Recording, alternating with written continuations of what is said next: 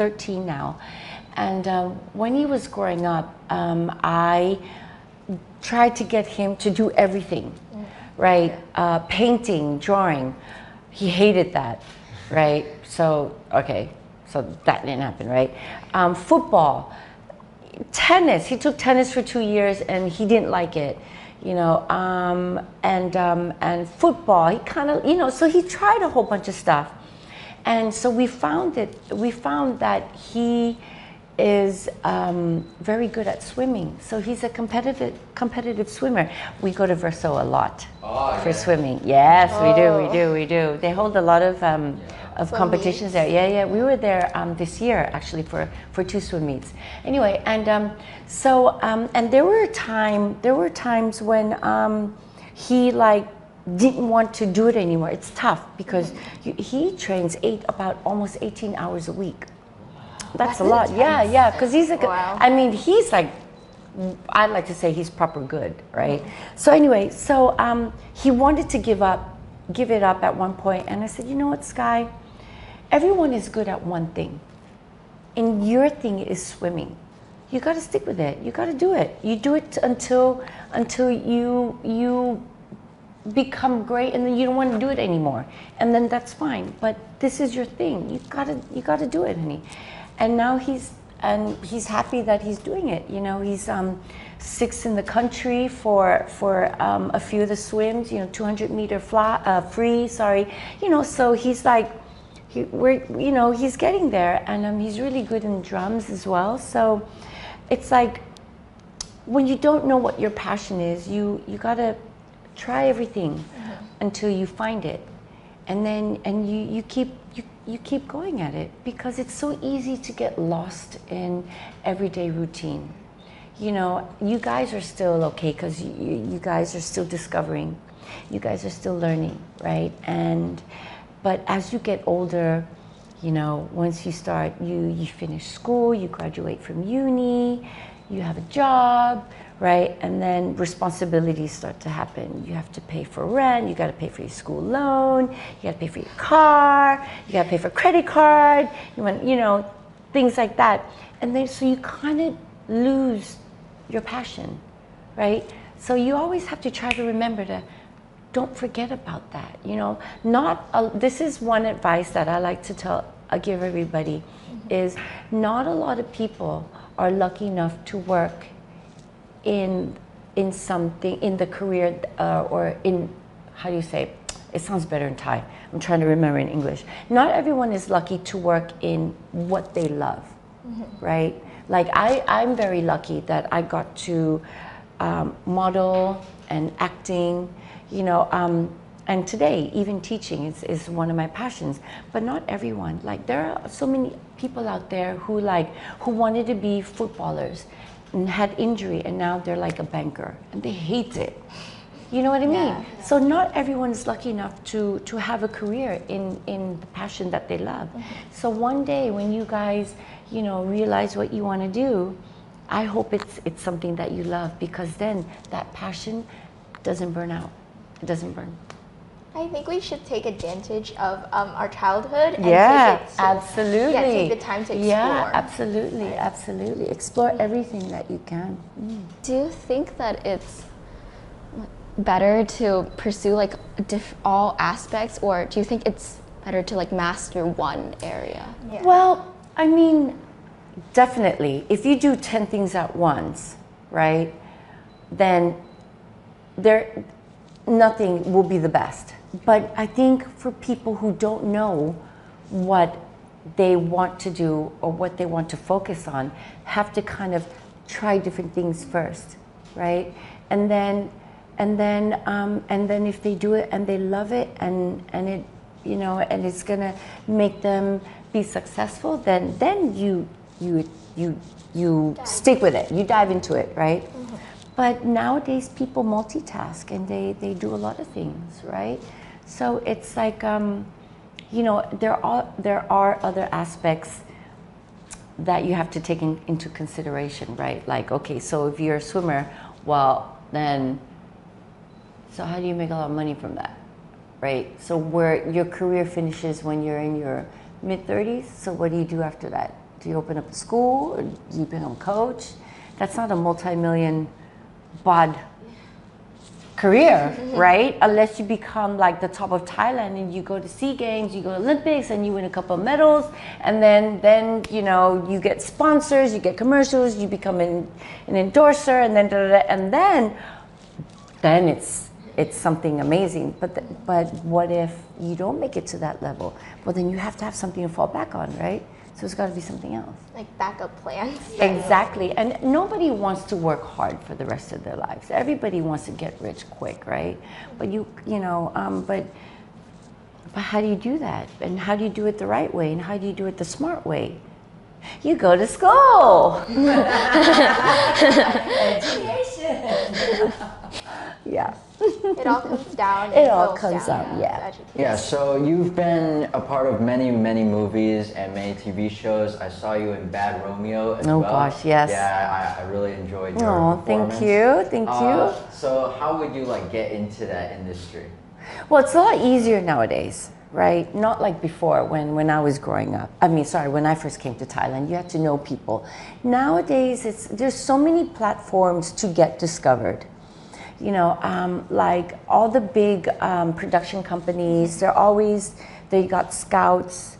You know, you find an agency to represent you, you get some good comp cards, you take some acting lessons, you take singing lessons. Nowadays, you got to be well-rounded. You can be more if you can sing and can dance and can act. Before it was, if you're an actor, you're an actor. If you're a singer, you're just a singer. If you're a model, you're just a model, right? But now you kind of have to be able to do everything, right? And now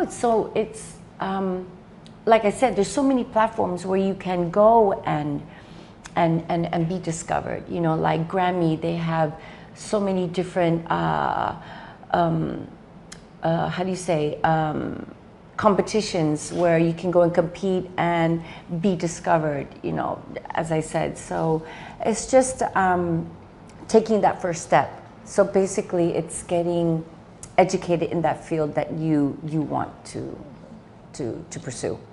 Speaking of like platforms and being discovered, would like to ask you about the recent award recently. Yeah. Yes. So like, you received an award at the Thailand Digital Awards 2022. So like, what do you think made you one of the recipients like of that? I managed to get 2, which was very lovely. It was, the first one was for model and mentor, which I've been doing for a very long time. And it was very lovely to get recognized for that. I've been a mentor for over 10 years. I mean, I was mentor on the show, The Face Thailand, for about 6 or 7 seasons. But I've been mentoring even before and after that. So it's very nice to get recognition for that. And then for Muse by Metinee as well, for the school for personal development. And being recognized for that is really great as well. I think our school is quite unique. There isn't another school in Thailand at the moment that focuses on what we do. There are other academies that just do runway for beauty queens. There are other coaches out there who do just private classes, but we have, our classes are quite big. Each term we have about over 100 students every term. New students and returning students, because we have 4 levels, right? So they continue to come back. And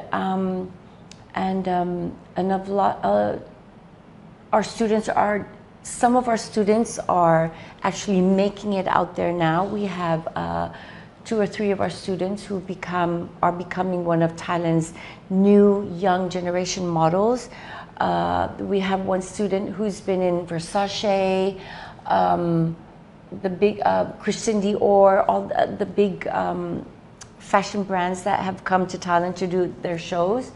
And she's only 13, and she's the new face now.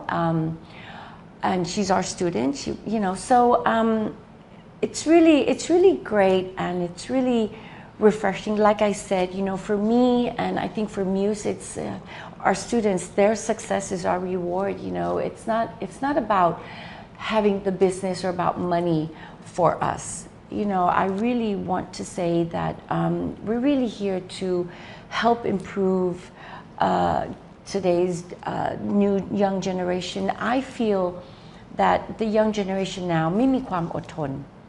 They don't, they give up really easily. You know, they don't have that tenacity, the patience, the having to power through something because you've decided, for example, you've decided to take band in your school, right?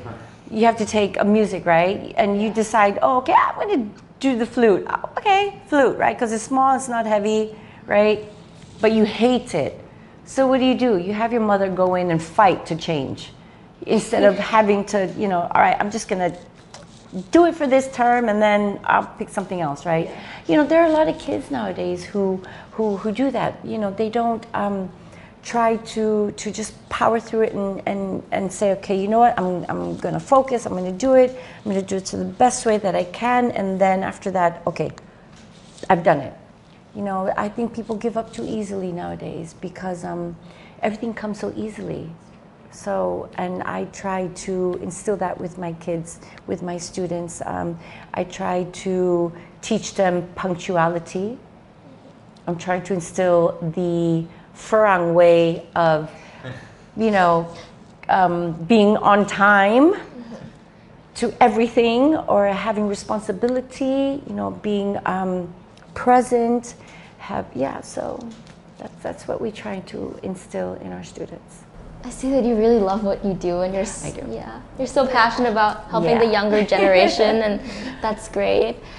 What inspired you, like, to pursue this path?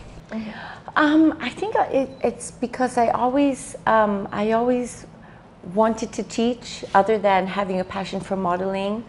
I always wanted to teach, and now that I had that chance, it's just it's fun, and I don't know, it's great. You know, like I said, it's seeing the development in the kids, and it's so refreshing when the younger kids, you know, they come and Lukkade, and then they come and they give a big hug, you know, and they smile, and when you give them a compliment and you see the sparkle in their eyes, you know, that's the thing that I love, and it's sweet. And then, you know, and what I love is the parents when they come and they're like, oh, you're here this weekend, you're here. I was like, well, yeah, it's my school. She's like, but you know, other celebrities opened up schools and they don't show up. I'm like, oh, but I do. You know, I try to be there every weekend, and I try to go in every single class because that's why they're there. They want to learn with Lukkade and our teachers and our coaches. I'd like to ask, so you're like a powerhouse to many, including me. So I would like to ask how you like maintain that. How do you develop tenacity in general? That's a good question. It's I think being able to relate to my students and to trying, or my fan club or people I talk to, I think when, instead of just trying to teach and tell them and order them or direct them, you kind of tell stories. I like to tell stories from my own personal life, and it gives them something that they can relate to. And so when they feel like they can relate to that, they're like, oh, okay, well, oh, maybe she's right. Oh, okay, yeah. You know, I see where she's coming from. And then, you know, you kind of instill that. And when you're teaching somebody, when you're teaching kids from a teacher perspective, they tend to listen to it more than when your parents are trying to teach you. right? Right? I'm like that because when my mom said to do this and that, I'm like, yeah, okay, whatever. I'm not doing it, right? Because when you say, no, don't do that, what are you going to do?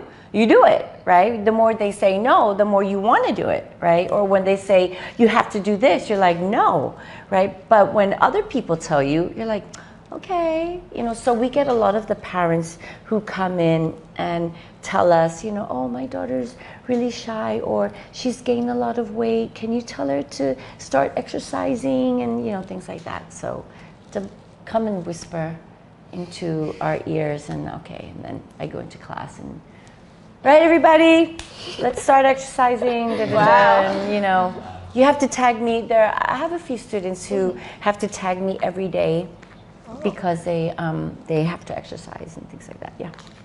Hike and ban homework. That's amazing how you're like doing this in partnership with parents Yeah. as well, because Yeah.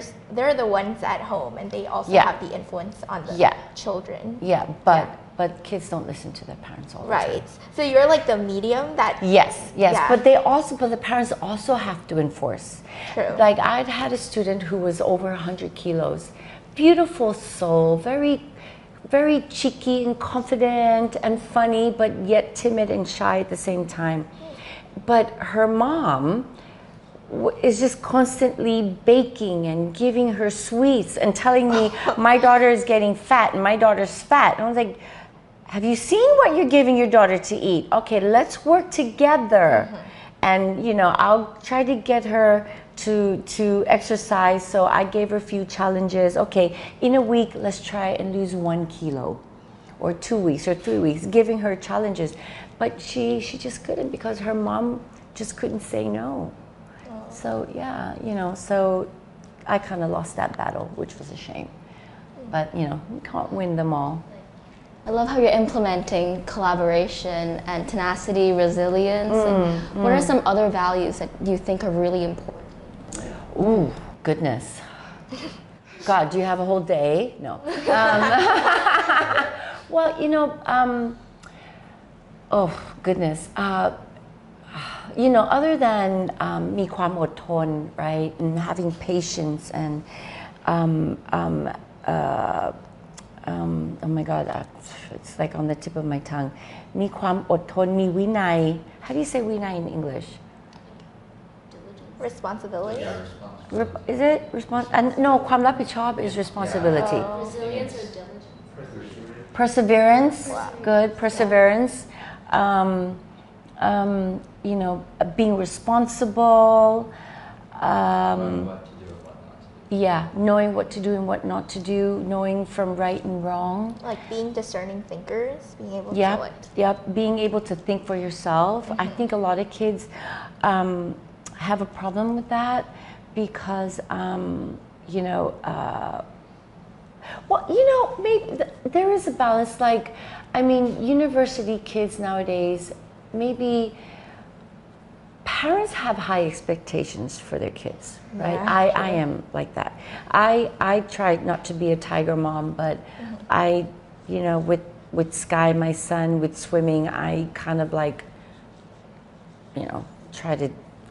I've bribed him many times with Legos and things like that, just trying to get him to, it's that age where they 9, 10, 11, where they want to stop and, okay, well, if you do well, you get a PB, then, okay, what Lego do you want? It's kind of that kind of thing, trying not to be such a tiger mom, but yet trying to be a cool mom. Anyway, but, it's a lot of parents have high expectations for their kids, and Thai kids especially, parents who want their kids to be lawyers and doctors and, work for the government and things like that because of the security that they'll have in the future and things like that. And sometimes kids, they don't want to do that, and, it's tough. But I think, we live in a society now where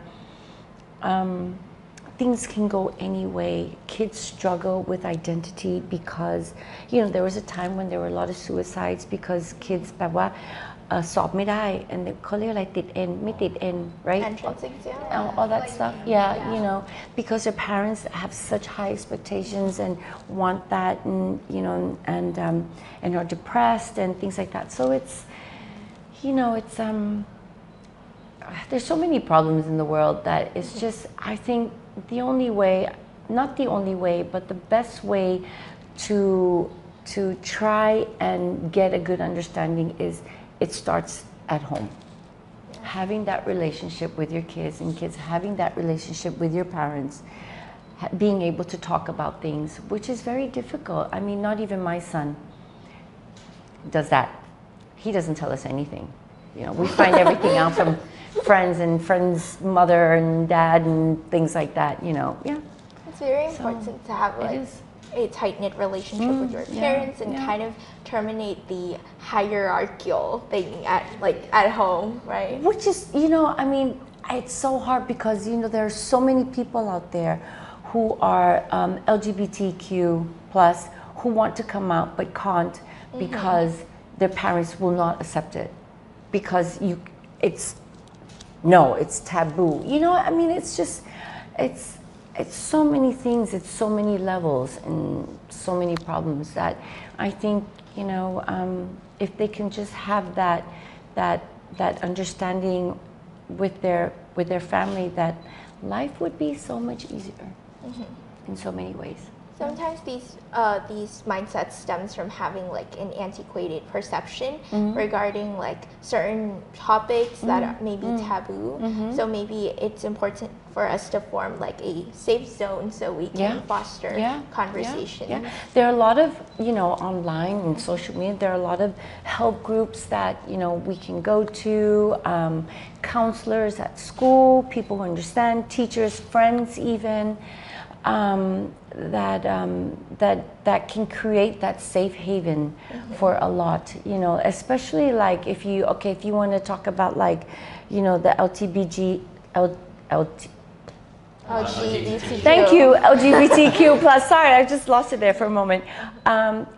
Support groups out there, you know, or kids who are being bullied, kids who know people who have committed suicide, who are depressed, who are, you know, there are a lot of help out there. It's just, you just have to know that you have that problem and have to take the first step and get that help. Yeah. Speaking of like counseling, how would you describe empowerment?